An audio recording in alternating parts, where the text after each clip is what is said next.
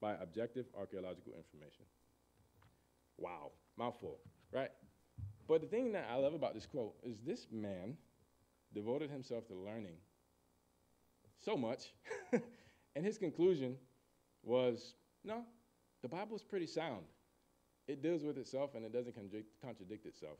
And I think why I share this quote is because his heart is something that I wanna share too, is when we study the Bible for ourselves and when we encourage each other and when we study with other people, I think we have to encourage each other to actually study, to actually think, to actually dig our hands into the Bible and wrestle with it. I think that's something that our information age today can make us lose that tenacity that comes with digging into the Bible the way we ought to.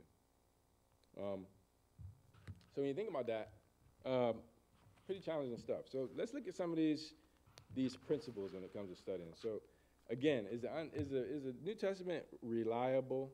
Arguably so, yes. And we'll get into way more detail about that in the next class because there's a ton of more evidence. But for now, just remember the manuscript evidence is overwhelming, and it's at least more reliable than other books of antiquity. And two, when you study with people or you share your faith with people, or you're someone who has questions yourself, here's some good principles to keep in your back pocket so that when you study the Bible, you can think your reason through it. So number one here is the unexplained is not necessarily unexplainable, right? So sometimes you'll read a passage and something might not make sense. There was an alleged contradiction between the account in Luke, I think, and the book of Acts about Judas's death. One says that he hung himself. The other says he fell and his guts, and this is a bit gruesome, his guts were spilled out of his stomach. And you think, okay, well, two things, they say two different things. All right, that's where context comes in. We don't exactly know exactly where he was hung, or did he fall? What happened? Just because it's unexplained doesn't mean that there's not an explanation. And sometimes we just got to be careful with that. Like, hey, think through it, give it the benefit of the doubt, see if you can figure more out about it. There's a lot of principles here. I'm not going to go through them all. I'll just share a couple more, and then we'll open up for questions, and we'll have a little bit of a talk. So another thing I thought was most important here is number 3, which is understand the context of the passage. There is a history of Christianity that has gone awry because people don't do this.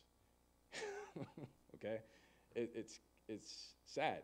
We look back, and a lot of the burden that we have to carry as Christians is unwriting the stereotypes that have, unfortunately, been, led in the wrong direction by people who just made honest mistakes.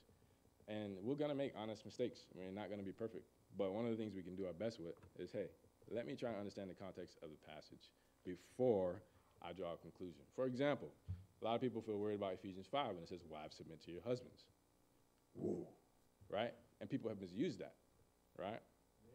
Yeah. People have definitely misused it, right? But what's the context of the passage? The whole passage is talking about Jesus, his role, God's role, the church's role, the submission and the strength of God's church, and how Jesus loves the wife, which is the church, and lays his life down for the wife, and how the wife, out of respect and love, submits, which is the church, to Jesus out of love and respect. Doesn't mean submission is easy. It's not. We know that, right? And then loving and laying life down isn't easy either. But again, when you understand the passage and the context, you're like, that's not that bad. Especially when you have a husband who loves you like Christ loves the church. I mean, shoot, if he lays his life down for you and is willing to die for you, I mean, it's pretty amazing. So again, a passage like that, sometimes I've actually talked to people on campus where they quote that passage and they slap it in your face and they're so angry because they just haven't taken the time to understand what God meant when he wrote it. So I think number 3 is one of the huge ones in this as far as principles for understanding just discrepancies. Really take the time to understand the context of the passage. Number 4, I grew up, I'm not going to go into too many details about what group of religion, but I grew up within a group where number 4 was definitely just abused. We used to interpret difficult passages in light of difficult passages. This principle says interpret difficult passages in light of clear passages, right? So a lot of what I experienced growing up when I studied the New Testament, which made me think it wasn't reliable, was that I would draw very, very, very sharp conclusions from the book of Revelation. The book of Revelation is a symbolic book. It has meaning and it's very clear when you study it and you understand that. But to draw a very sharp conclusion like, hey, only 144,000 people are going to be saved, when clearly Jesus says he wants all men to be saved and we don't know how many people have been saved, it's a very dangerous thing to do because we're drawing a conclusion from a very unclear passage. That passage is talking about Jewish men who were virgins. That means all women and everybody who's not Jewish are not going to make it into heaven if that passage means that, which makes zero sense. You guys with me on that? So it's something we got to really be thinking about. Is we don't want to interpret difficult passages in light of difficult ones. We want to figure out what does this passage really mean. And if we do this, we'll find deeper and deeper that the New Testament really is reliable. We just got to figure out what it meant when it said it. One more. Let's see. Number 9, I thought was pretty interesting as well. The Bible does not necessarily approve of all of its records. Think about that for a second. Satan lies in Genesis chapter 3, right? Does the Bible approve of lying? No, but it records it because it's what happened. And that's something, too. Sometimes we got to watch out for that, too. Just because it's in the Bible doesn't mean that the Bible is condoning it. It's recording it and telling us what really happened. So sometimes, again, just a tool to use. Like, oh, well, I didn't know that a lie was in the Bible. Yeah, they're in there. Sin is in there. The Bible is really amazing because it exposes the good, bad, and ugly of just about everybody, God's people and the people who aren't. And it doesn't mean that it condones the sin or condones the issue, but it definitely records it honestly. So as you take the time just to cruise through these principles for yourself, and you study with yourself or you study with other people, use these things and think through these things and try to share these with people too to help them develop healthy practices of studying the Bible. That way they don't just write it off and think it's unreliable because they didn't get deep enough into the truth of it. Is this helpful? Does it make sense? Okay. Well, guys, are there any questions that you guys have about New Testament reliability? Between myself and a few scholars in the room, I'm sure we can work the crowd a little bit and answer some things if you have something on your mind. Kevin? Could you talk a little bit about number 6? What exactly you mean by it's a human book with human characteristics? Yeah, so you will see passages where you might have, my favorite one is where he sighs, and he's like, how long must I deal with this generation, right? So a passage like that can make you almost assume that Jesus is being sarcastic, but we don't really know that for sure. But it's recorded that way, so that leaves some room for ambiguity. It's like, how did Jesus really say that? Did he mean what I thought he meant, or did he say it the way I read that he said it? Which, again, is something worth thinking through and being careful what conclusions that we draw. Because, sure, he could have said it that way, but, again, we weren't really there. So, again, human characteristics, like it could come across as exaggeration or sarcasm or things like that. Does that make sense? Okay. Any other thoughts or questions or...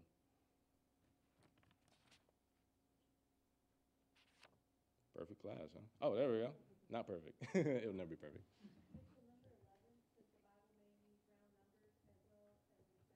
Yes. So, all right, so take the book of Revelation. You'll have some numbers are used like 1,000 or 10 or 7. Those numbers will refer to a particular thing. 7 is used usually to indicate completion, which, again, 10 is usually, I think 10 is used to indicate, correct me on this, Chris, if I'm wrong on this, but I think 10 and multiples of 10 are used, what are they used for? You remember? Anybody?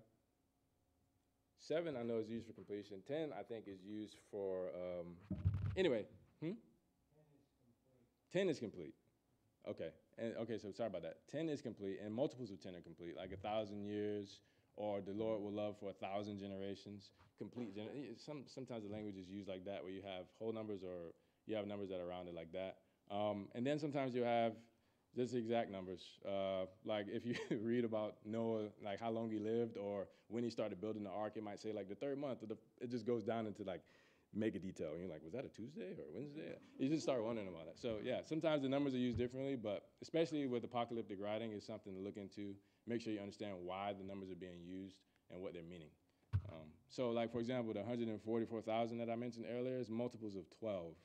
So that's another thing to keep in number. 12 is usually described as the number of God's people in the Bible. So, yeah. Mm-hmm. Any other questions or thoughts, guys? Casey? I don't know. Wait, 14 on this? Oh. Sorry. I was like, I don't know what number 14 means. Shoot. You got me on that one.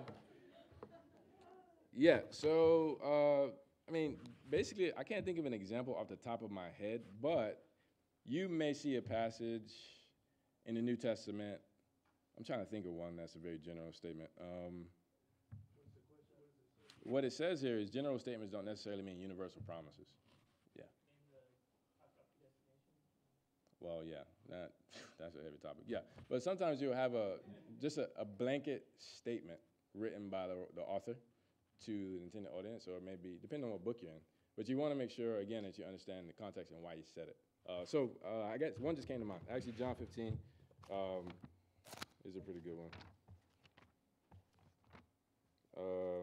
Here in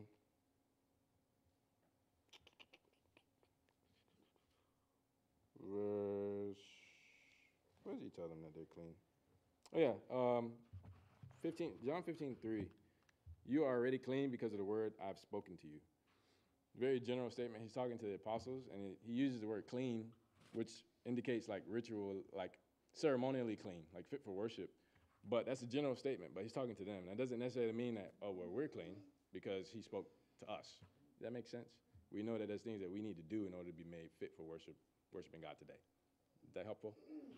So there's stuff like that, where it's like, well, just because it's general doesn't mean it's a universal promise for everybody. So, yeah. Helpful, guys? Is okay? Okay. Any other questions on this stuff or anything? It's not a question, but I thought it was a good point that you made of just saying that the Bible that we have in English it's not a translation of a translation. Mm-hmm. That each time a translation of the Bible comes out in a different language, they go back to the original Greek style and writing oldest manuscripts. Yep. And then translate from that. Mm-hmm. And the multiple different languages and translations we have are a good thing because God wants to communicate with his people. Right. The more people he can communicate with, the better. Yep. Amen to that. I was actually looking this up. Another fun fact for you. My nerd's showing a little bit, but I was looking at just the book that has sold the most. Obviously, it's the Bible, but in the last 50 years, it's been like 319 billion books sold. That trumps Harry Potter. Harry Potter's, I think, right around a whopping 400 million, which is still a lot. But you got to think, like, man, that's pretty intense, But yeah, I love Isaiah 55:11 because God says that his word will set out and it will accomplish what he's setting out to do. And there's something that is really encouraging about God and his word and the Bible and the truth that we have is that the copy we have today is translated very carefully. They don't just wake up one morning and say, I like to translate the Bible into English. There is a very thorough process that they go through. There are some discrepancies in the sense that what word should be used, or is this the word that the author meant? But the thing about it that's so comforting and so encouraging for all of us, and even for people that we share with, is that, look, the discrepancies don't take away from the message. That's the beautiful part about it, is if a word's different or a location may not have been necessarily correct, it doesn't take away from the overarching theme of the Bible and the doctrine within the Bible, which is pretty comforting. So yeah, you'll come across some things that you're like, well, I don't know what that means or if that meant this, but it doesn't change the meaning of the doctrine or the message. So cool, guys. Well, hey, you guys look like you're about done with me. Good night.